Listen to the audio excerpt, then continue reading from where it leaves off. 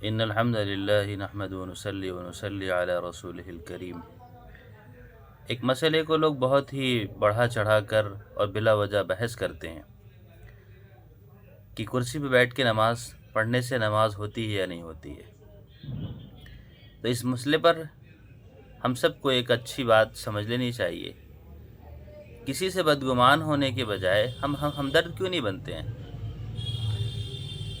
جو شخص کرسی پہ بیٹھ کے نماز پڑھ رہا ہے، کیا ہم نے کبھی اس سے پوچھا ہے کہ آپ کرسی پہ بیٹھ کے نماز کیوں پڑھتے ہیں؟ ہم بدگمان ہو رہے ہیں، ہم اس کی حقیقت سے واقف نہیں ہیں۔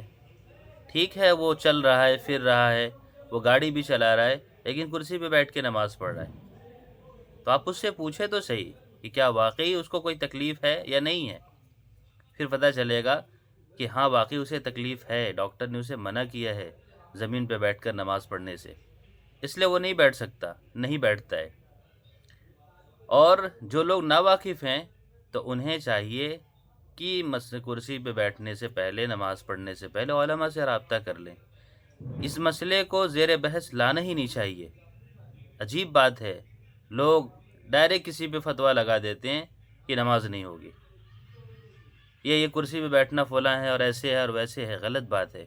ہم بدگمان کیوں ہوتے ہیں کسی سے؟ پہلے ہم کسی کی حقیقت سے واقف تو ہو جائیں۔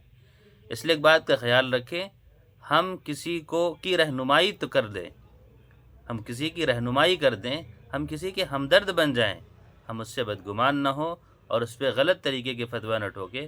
ہو سکتا ہے واقعتاً وہ مجبور ہو، اس لیے اگر وہ واقعتاً مجبور ہے بیٹھنے پر زمین پر، اس کے لیے کوئی مسئلہ نہیں، وہ کرسی پہ نماز پڑھے بیٹھ کر۔ اور اگر کوئی شخص ایسا کر رہا ہے تو وہ اپنے حال سے خود واقف ہے، آپ اس پر مفتی نہ بنیں۔